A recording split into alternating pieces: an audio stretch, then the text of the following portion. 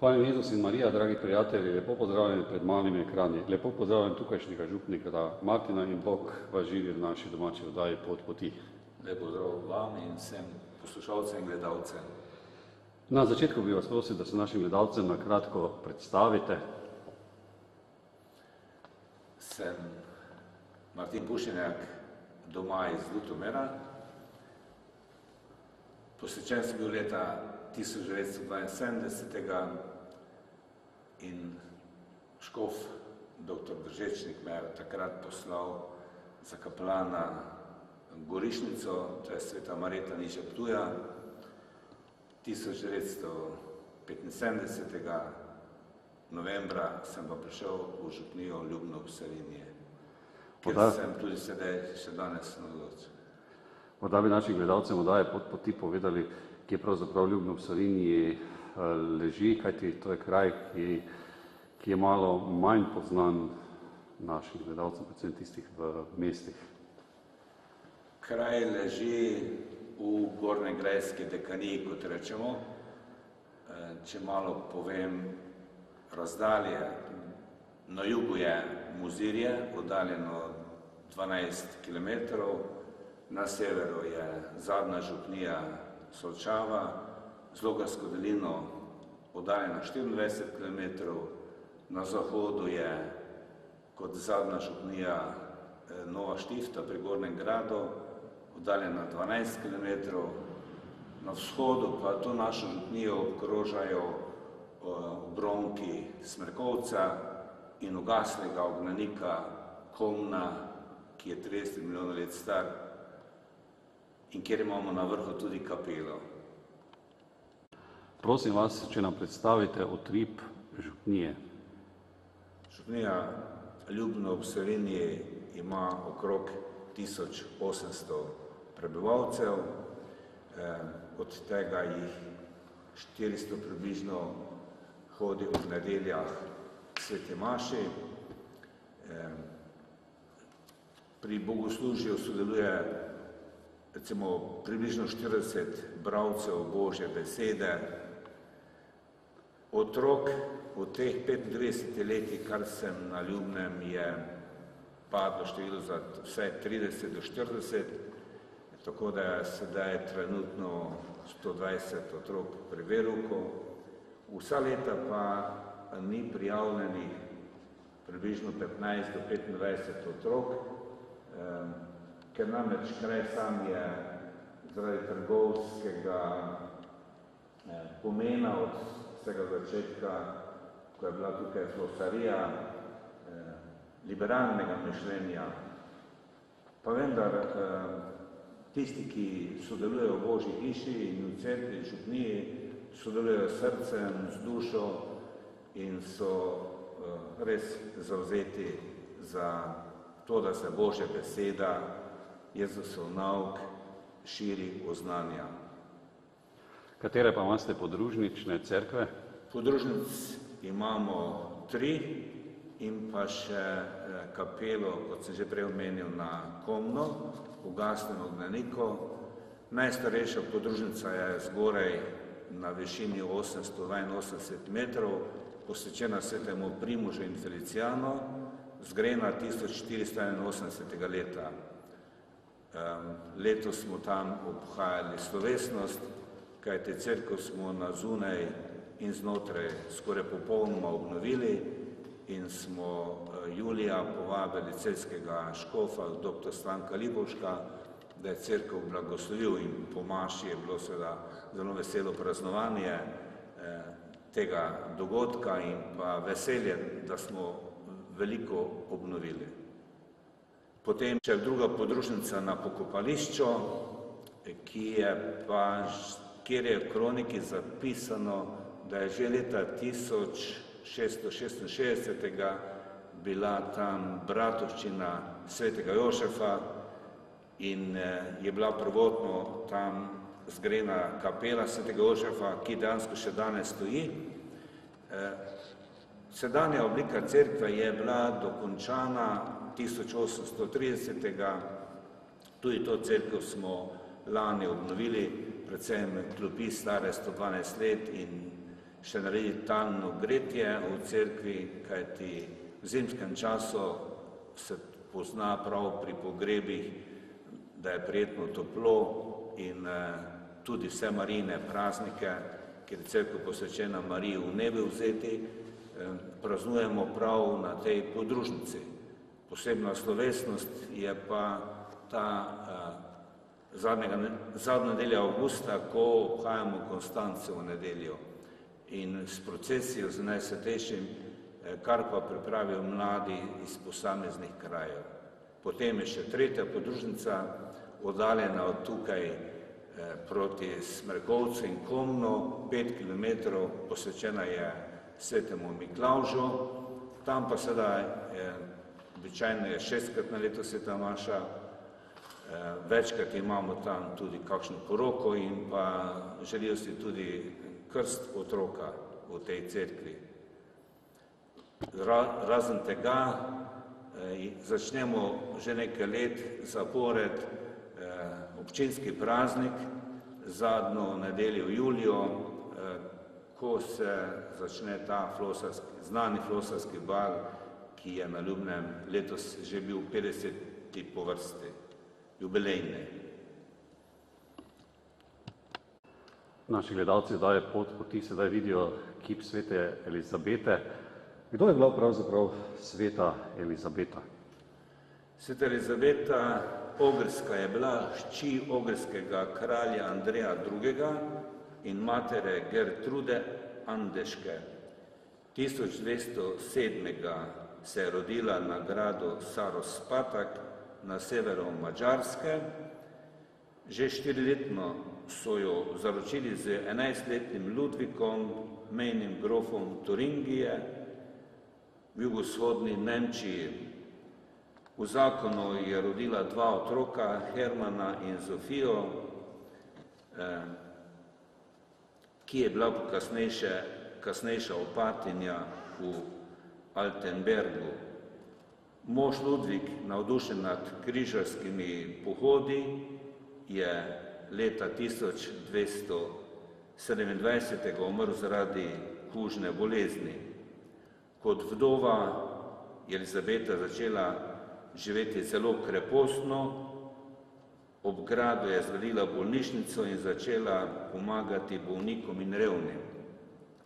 1228. jo je škof Konrad v Marburgu posvetil v tretje rednico komaj nastalega frančiškanskega tretjega reda. Zaradi asketskega življenja ni dolgo zdržala, po 3 letih je komaj 24-letna umrla 17. novembra 1231. Na njenem grobu so se že naslednji leto začeli dogajati čudeži in papež Gregor jo je že leta 1235. razglasil za svetnico. To leto se je začeli graditi tudi to župnijsko cerkev na Ljubnem, že prej so pa seveda začeli graditi cerkev v Slovenj Gradcu, ki je prav tako posvečena sveti Elizabeti Ogrski. To našo cerkev so dokončali 1308. Farno žegnanje obhajamo prav ob godu svete Elizabete na nedeljo. Že nekaj let imamo navado, da v slovesnosti povabimo zakonske pare, ki imajo obletnice porok, da obnovijo zakonske obljube in poživijo svojo prvotno ljubezen.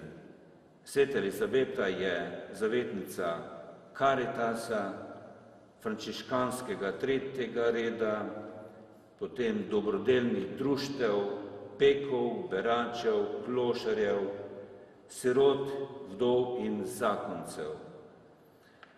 Ime Elizabeta v hebrejskem jeziku pomeni Bog je popoln.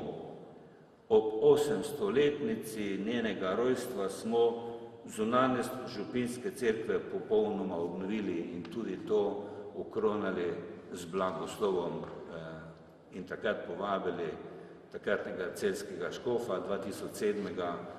dr. Antona Stresa, da je vodil slovesnost ob praznovanju te obletnice.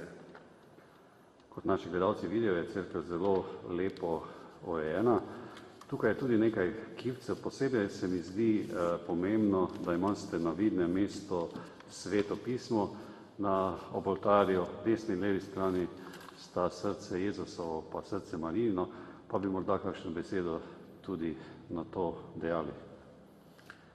Ja, Sveto pismo sam osebno redno berem in ga tudi zelo priporočam pri verouku otrokom, da v liturgični zvezek napiše vsaj en stavek ali dva iz nedeljskega evangelija, kajti prepričan sem, da nekdo, ki bere Božjo besedo, pride tudi do globlje, prave, osebne, žive vere, ko lahko reče, ne verujem zato, ker verujejo moji starši ali ker toliko ljudi veruje, ampak verujem zato, ker sem sam prišel do spoznanja Boga, Jezusa Kristusa in verskih resnic.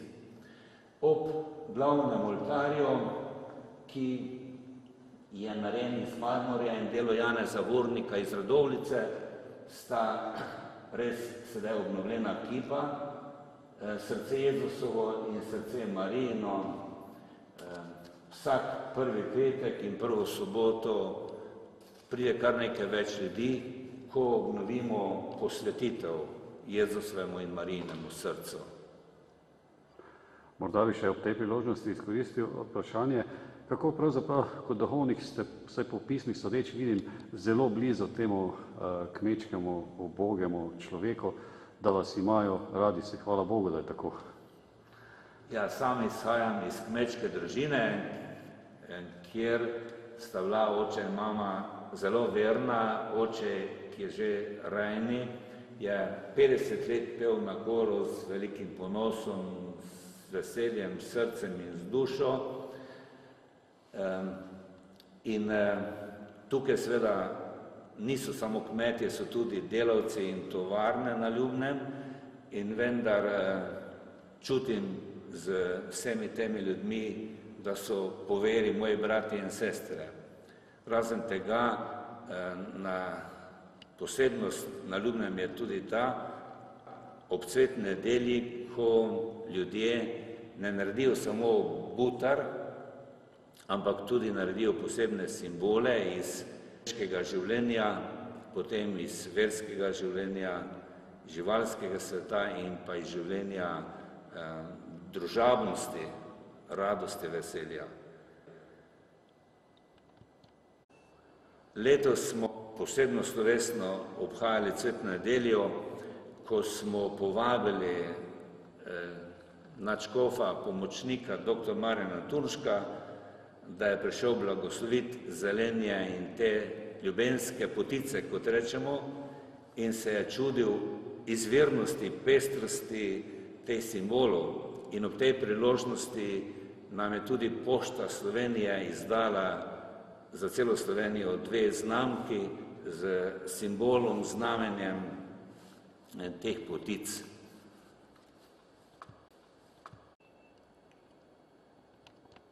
V kateri kapeli smo pa zdaj, gospod župnik? Križevi kapeli, ki je bila zgrajena ali dograjena pred 201 letom in smo lani torej obhajali okrogli jubilej. V tej kapeli v postnem času še posebej imamo na Veliki petek molitve, čas Svetemu križu. Naj omenim, da v naši župniji, ko sem pred leti fotografiral kapele in križe, sem jih takrat naštel 54, kar je neverjetno veliko za eno tako majhno župnijo s 1800 prebivalci.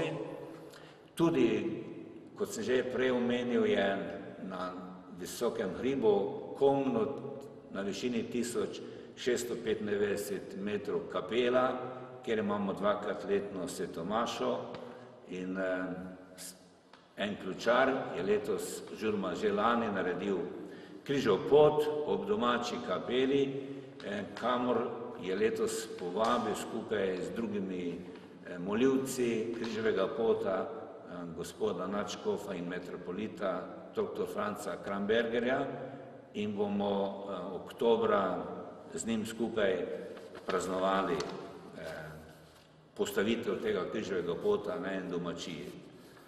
Kaj vam pomenijo gore, planine? Je sveta maša potrebna kristjanu? Z gorami sem se srečal že v osnovni šoli, ko nas je gospod kaplan Jožef But in seveda že Rejni peljal prvikrat kot ministrante na Jezersko in takrat ob Češki koči, kjer smo tudi prenočili, sem se v te bele skale naših čudovitih planin dobesedno zaljubil in sem sklenil, vsako leto pojdem v planine. In ravno prejšnji teden sem bil z mladimi, sicer komaj 6, na Storžiču, od tam smo se podali zopet na Češko kočo, kjer so letos postavili kapelico ob koči in sem z mladimi tam somaševal oziroma smo pri sveti maši poslušali Božjo besedo, mladi so bili tudi prošnje in prepevali. Oskrbnik te koče je dejal, da sem prvi duhovnik, ki je imel pri tej kapeli sveto mašo in sem bil na to izredno ponosen in vesel. Kaj mi pomeni sveta maša? Višek duhovnosti, višek radosti, sreče, veselja, da sem lahko tako blizu Boga, našega odrešenika Jezusa Kristusa. To rad poudarjam tudi našim ministrantom, ki stojijo v oltarju med sveto mašo, da so kot angeli, ki imajo čudovito priložnost biti najbližje Kristusu in da res lahko rečejo, ko sprejme Jezusa svetemu obhilo, nisem sam, v meni živi Kristus, kot to poudarja apostol Pavel. To ste zelo lepo povedali. Jaz bi za našega gledalca še morda podal, tukaj v bližini je tudi Radoha, Olševa, Menina planina, na srednji strani Uršla gora, potem je tudi Korošica, oziroma celotne Savinjske Alpe in verjetno je za planinice tudi pomembno, da se priporočajo Bogu, ko gredo v planine in se potem za sveto mašo tudi to nekaj zahvalijo za te lepote, ki jih človek vidi in opazuje v hribih. Ja, v naši dolini zgornje savinjski ljudje zelo radi prihajajo k svetim mašam, ki so po teh naših vrhovih planin, kot ste jih našteli, in tudi sam vedno nekje doživljam, kadar mašujem med planinami, med belimi skalami ali tudi nižjimi vrhovi, da sem kot v naravni katedrali mogočnega, vsemogočnega Boga, ki nam je podaril ta čudoviti svet, to našo lepo Slovenijo in smo mu morda kdaj premalo hvaležni. Sam osebno se vedno zahvaljujem za dar, da živimo v tako lepi deželi, kot je ta naša Slovenija. Orgle v župnijski cerkvi spadajo v zelo stari del te naše opreme in sicer leta 1793 jih je naredil Anton Šolc, 1873 jih je povečal za 6 registrov Ferdinand Malahovski. Potem, ko sem prišel v župnijo, smo ugotovili, da orgle pravzaprav skoraj ne pojejo, ne igrajo, ker prve piščali, te vidne, je pobrala vojska že med Prvo svetovno vojno in smo jih potem obnovili. Obnovila jih je škofijska orgelska delavnica v Hočah in leta 1992 jih je blagoslovil škof dr. Franc Kramberger. Tukaj smo imeli tudi že razne koncerte, kajti glasovno so zelo bogate, imajo en poseben taki sončni glas in res prijetno zvenijo. Tudi pevski zbor, ki ga imamo v župniji, zelo lepo poje. Tukaj smo imeli tudi ob 800-letnici praznovanja svete Elizabete dekanijsko srečanje pevskih zborov, tako da je bilo prav prijetno in veselo. Morda bi vas še ob tej priložnosti vprašal, ste tudi dekan, kakšno delo to opravljate, morda za naše gledalce, ta beseda se redkeje sliši. Dekan ima vlogo povezovanja dekanijskih duhovnikov, da jim pošlje vabila, ravno to sem naredil včeraj, da se srečamo na začetku veroučnega leta 1. septembra, potem vodim sestanke in pa tudi usklajujem, kdo bo v župniji, kjer je srečanje, ker vsak mesec je srečanje en izmed župnij. Domači duhovnik pripravi premišljevanje, meditacijo, medtem ko duhovnik, kjer je bila prejšnji mesec mesečna rekolekcija, pa vodi bogoslužje in ima nagovor med sveto mašo. Sedaj sem že drugi mandat, še eno leto, potem bo nekdo drug prevzel vodenje dekanije. Kako vi vidite vašo mladino?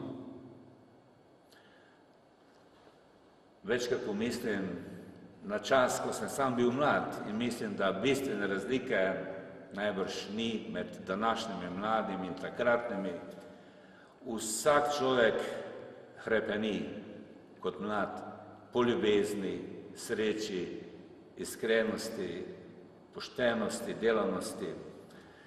Res je, da ko odrašča, gre predvsem v srednjo šolo, je potem odvisno večkrat od druščine, s katero se sreča in pod kateri vpliv pade, tako da gre za njegovo osebno odločitev.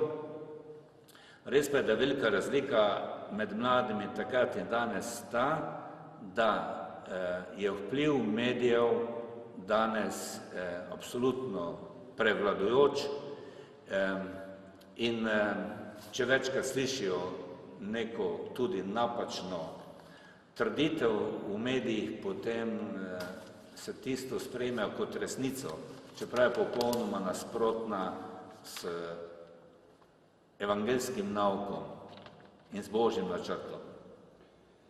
Menite, da je krščanska družina v težjem položaju, kot je sedaj, pa kot je nekoč bila?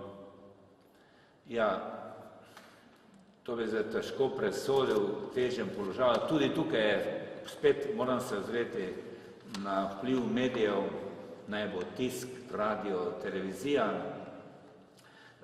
zelo močno oblikujejo družino in se mnogi ravnajo po teh nasvetih medijev in premalo osebno se podajo v premišljevanje, kaj je Bog od začetka naročil. Morda omenim ob tej priložnosti, da sem bil pred osamosvojitvijo deležen enega srečanja z mediji, ker je bila tema, kako naj bi verni ljudje in tudi duhovniki sodelovali z mediji. In takrat je eden od novinarjev dejal, da ravno preko radija se lahko dogaja največja manipulacija z ljudmi. In je razložil, kako. Rekel, če jaz grem recimo na radio in rečejo, da bom imel kontaktno oddajo, da me bodo lahko ljudje spraševali, jaz si naročim 5 ljudi. Celo jim sam postavim vprašanja in potem, ko se prične pogovor, je nekdo vmes, ki sprejema klice ljudi. Najprej vpraša, kdo ste in kaj boste vprašali.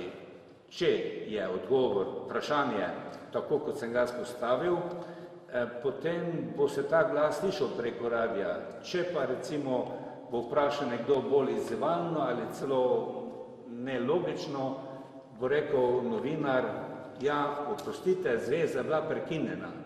In tako torej se tukaj dogaja največja manipulacija, tako da običajno te kontaktne oddaje niso čisto realne, ker nekdo vmes je kot filter.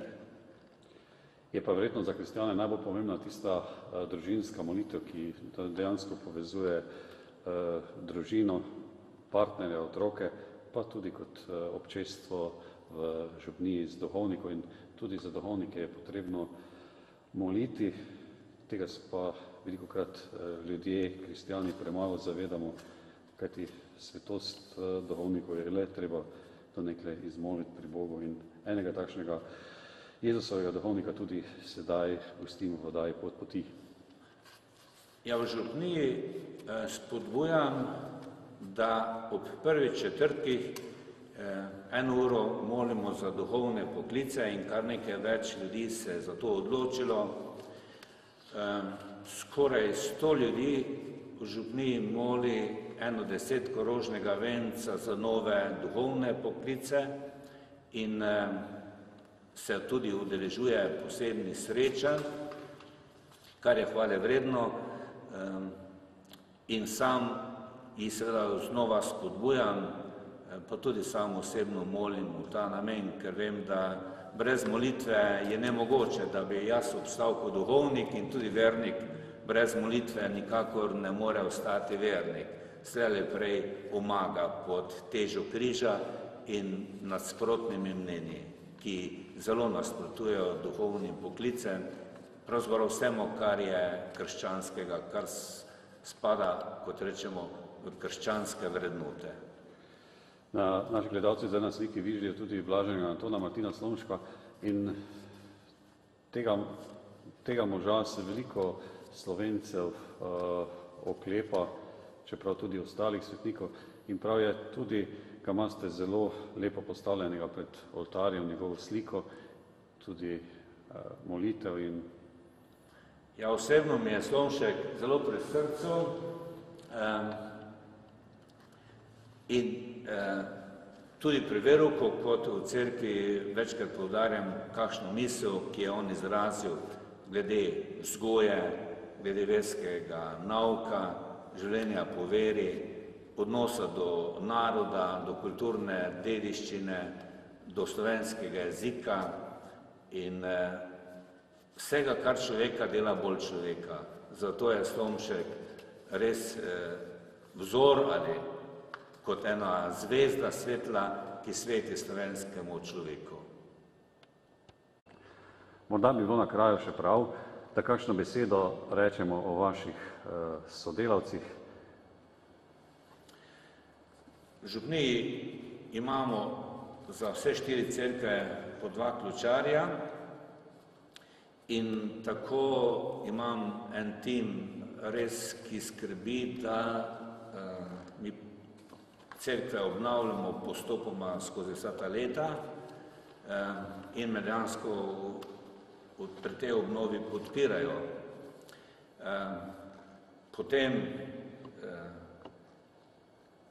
redno imamo srečanja vsaj 7-krat do 9-krat na leto člani župnijskega pastoralnega sveta, ki so seveda bolj usmerjeni v duhovno pastoralno dejavnost in pomagajo recimo pri srečanjih za bolnike, pri Karitasu, pri drugih oblikah, kot so procesije v župniji, šmarnice,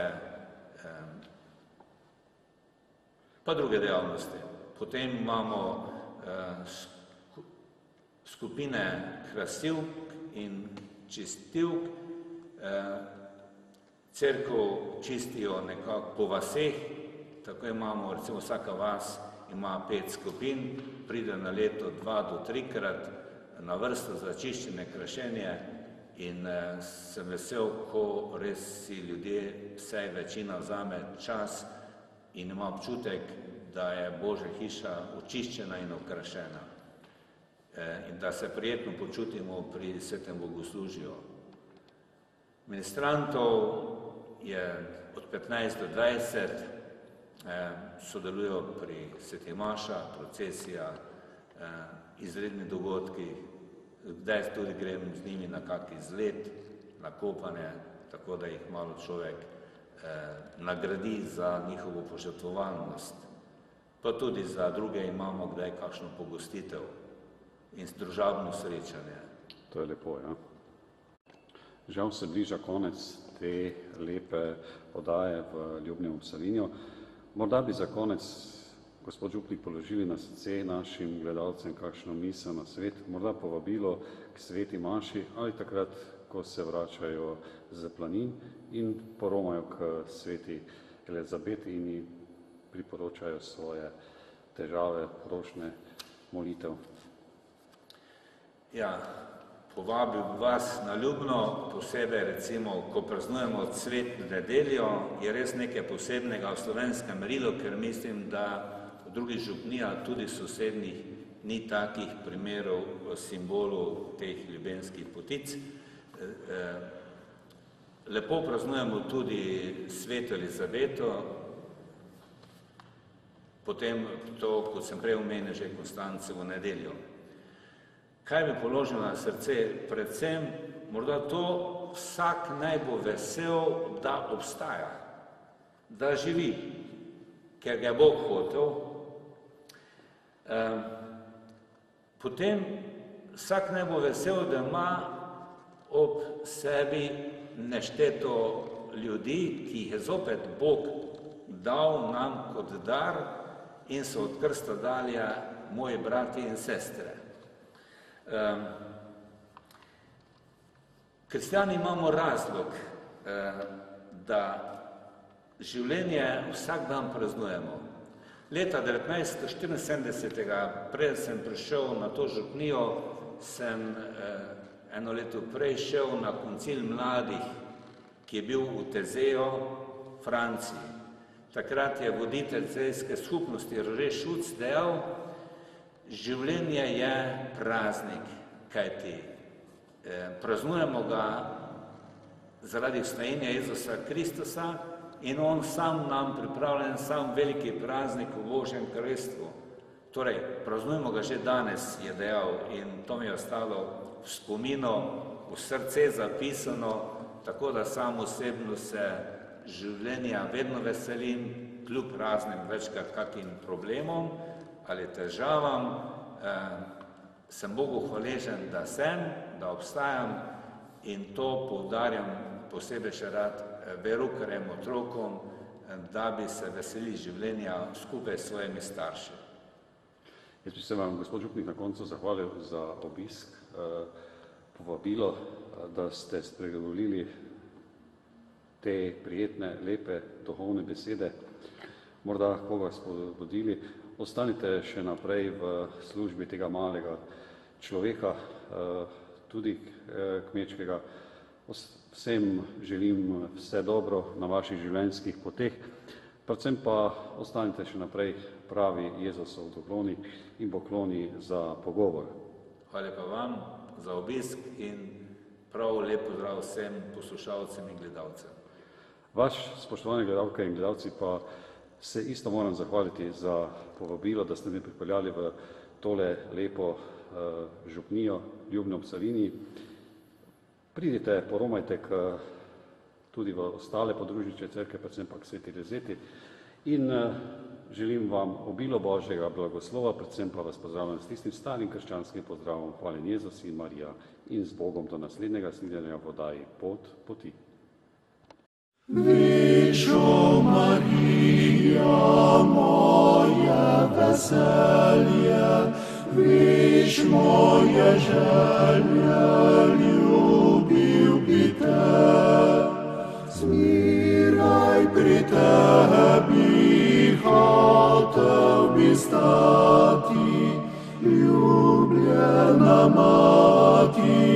spomni se me, zmeraj pri tebi hotel bi stati, ljubljena mati. Spomni se me. Kaj pa ti hočeš, moja kraljica, sladka devica, da ti podam? Drugega nimam, srce mi v zemlji, zna, da mi vse mi tebi ga dam.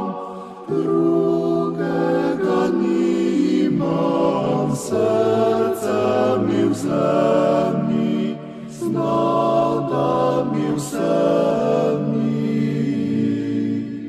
tebi ga dam.